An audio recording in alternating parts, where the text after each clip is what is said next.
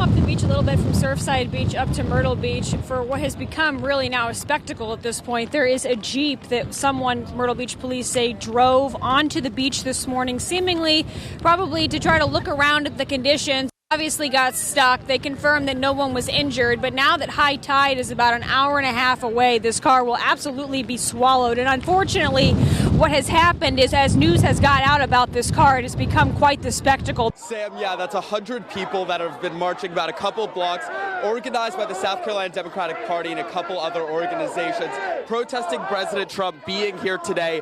This crowd has just gotten larger and larger. As you guys were saying earlier, the South Carolina Republican Party's welcoming group is here as well. They are starting to line up next to each other and starting to, I wouldn't say clash, but starting to meet and chant against each other right now. Caroline, just bring us up to date on what you've learned.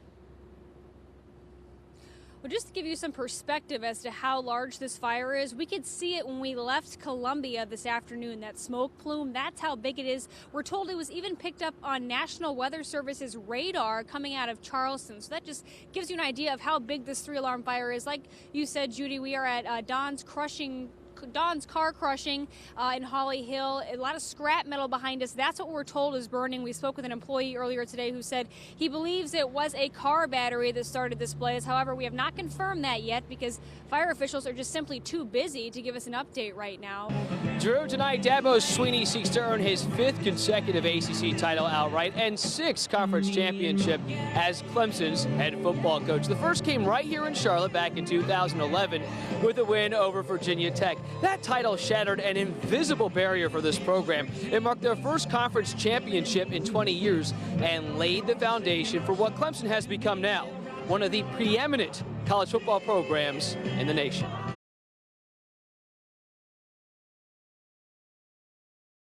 Here we go, all the way. The end is in sight.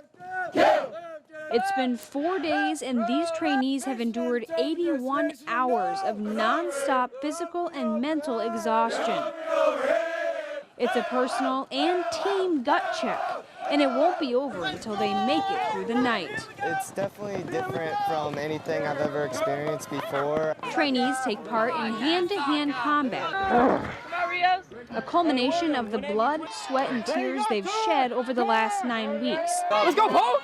With a little encouragement from fellow company members, they battle it out for 2 minutes. This is the final stretch. You know, everyone's super excited. Everyone's very motivated, even though, you know, the lack of sleep we've got through these last 4 days. You know, everyone's pushing through. As the sun sets, the company forges on to its next challenge, the Fit to Win obstacle course. Got it! Up and over walls, under barbed wire, and down into the trenches. No one moves on before the entire platoon makes it through. You gotta stay down, Kruckow. We'll never start the next obstacle without the last person either cheering them on or pulling them through or doing whatever's necessary to make sure that they succeed in what they do. That confidence shining through much like the light at the end of the tunnel for these trainees. You just see the confidence from the timid, civilian that they were turn into the soldier that we need them to be and ready to go out and, do their job as a soldier. So it definitely is amazing. As night falls, the company marches to what's known as the stress chute. And they have to place 2 rounds in each of those targets in 2 minutes. So we're just kind of measuring under that stressful conditions how accurate they can be with their weapon. Matthew Hollingsworth shot a perfect score. Focusing on how they teach you using the fundamentals, focusing on your sight picture, always getting the same placement with your cheek on the buttstock of the weapon. Focus on your breathing, stay calm. For Hollingsworth and the rest of his battalion, the forge has come to an end.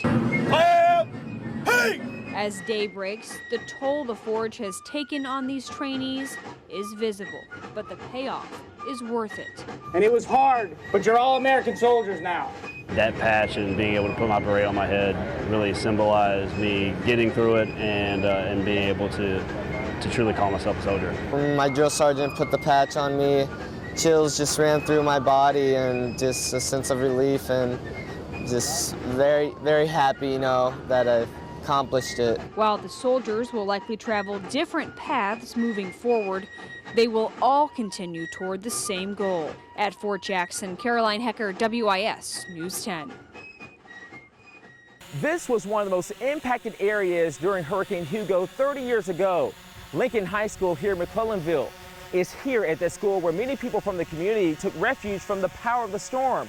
But little did they know that water would rush in and turn their lives upside down. As we were in there, I had given up hope. I just knew we would be gone. We would be gone. Elizabeth Young will never forget Hurricane Hugo. One lady that was in there, she said to me, she said, "Oh, Miss Young, look, we came here to drown." She said, "'Cause we can't get out of here."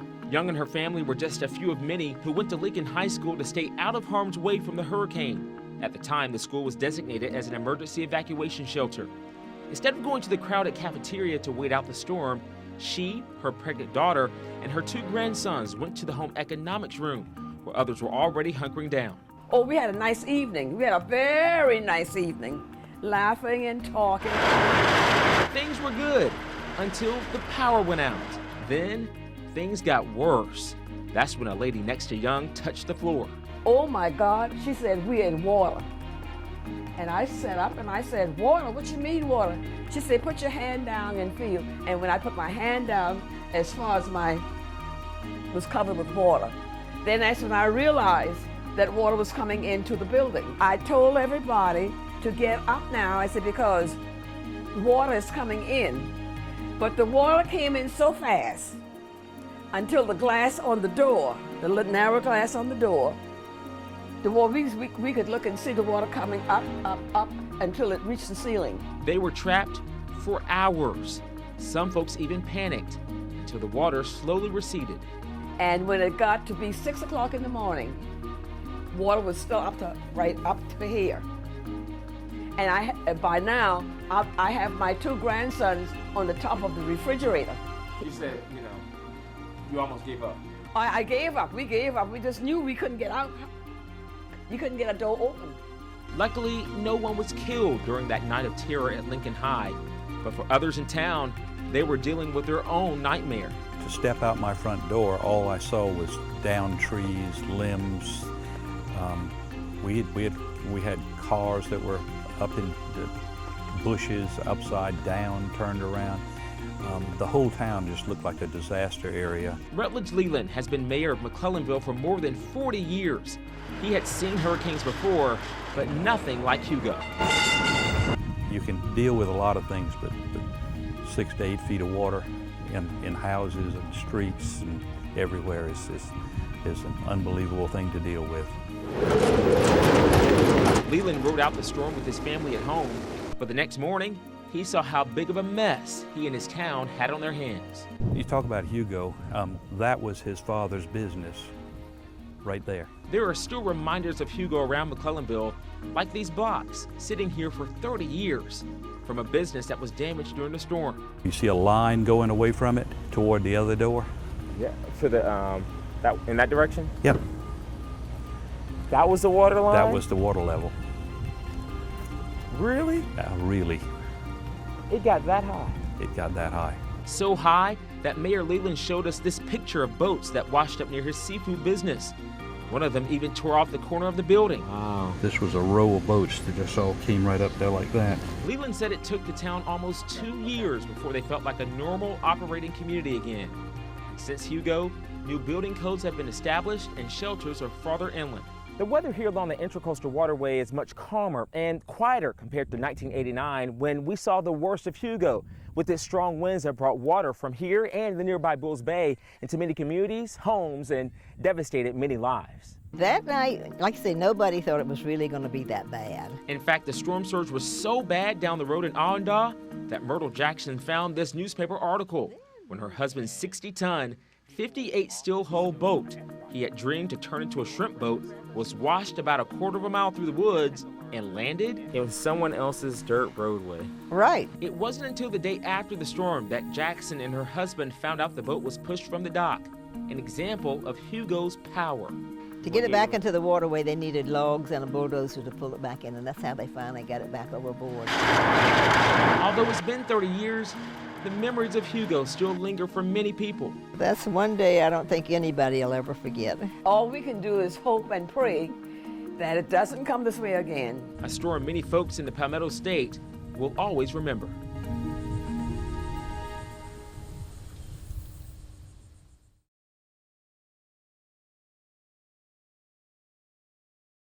Every fairy in Haven was expected to attend the lottery. We come 3 times a year, and this is the second of our visits this year. Without a moment's hesitation, Six Claus and Kidley. I love to see how the animals they get calm. They'll sit down. It's almost like they're looking at the pages of the book and really getting the story. And who knows, maybe they are, I don't know. But it's really just heartwarming to see them just really get comfortable with the kids and enjoy spending time with them, and vice versa, the kids spending time with the dogs and developing a care for the animals that we have here. I like the dogs here, especially Chris. He just wants to play and just sit down with you.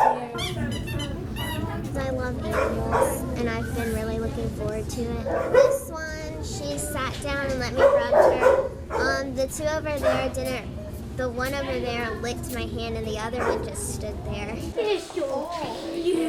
They get reading practice, which is great, but even more importantly, they get to learn about our shelter, which does a fabulous job, but they get to learn about the importance of spaying and neutering your dogs and responsible pet ownership. All trees were magical in their own way. And a lot of them have told us they come back after and watch the dogs or read to the dogs and visit with the dogs and even maybe get a pet. So it's been great. They absolutely love it.